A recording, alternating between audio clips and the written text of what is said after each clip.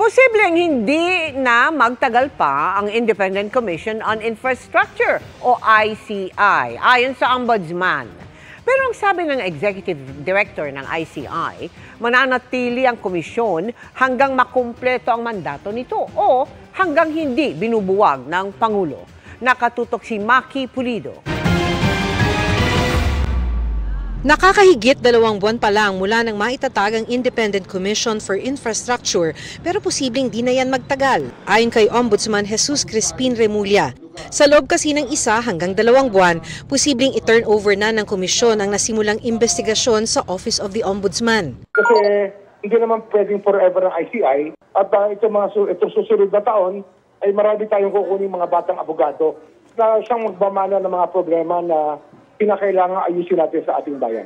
Pero sabi ni ICI Executive Director Brian Keith Hosaka, mananatili at magpapatuloy ang komisyon hanggang makumpleto nito ang kanyang mandato o i-dissolve ng presidente. Ipinunto ni Hosaka ang sunset clause sa Section 10 ng Executive Order na bumuo sa ICI. Natitigil lang ito kung tapos na ang misyon o buwagin ng Pangulo.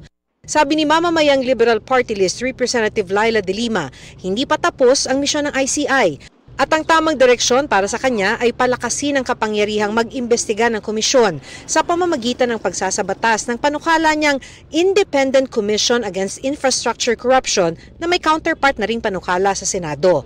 Mas makapangyarihan yan at tiyak na popondohan kung isabatas, di tulad ng limitadong kapangyarihan ng ICI. Ang pondo nga para rito, 41 million pesos at kalalabas lang.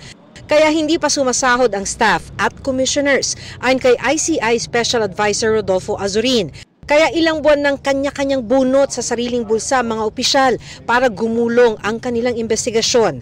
At kahit pa nakapag-refer naman sila ng mga kaso sa Ombudsman, nahamper din yung performance kasi nga unang-una is we can only contribute so much out of our resources and then we can only hire people based doon sa mga expectations na kasi hindi namin alam kung gaano ba kalaki yung budget na ibibigay sa amin.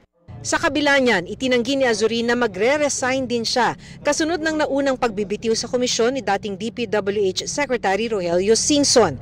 Itinanggi niya rin ang usap-usapang hindi sila nag-uusap ni ICI Chair at dating Supreme Court Justice Andres Reyes. I can only speculate na siguro there are some quarters they want to sow divisiveness, so intrigue among the members ng ICI. Palalabasin na kami nag-away-away na para lang sa ganun to justify na i-abolish siguro ang ICI. Para sa GMA Integrated News, Maki Pulido, nakatutok 24 oras.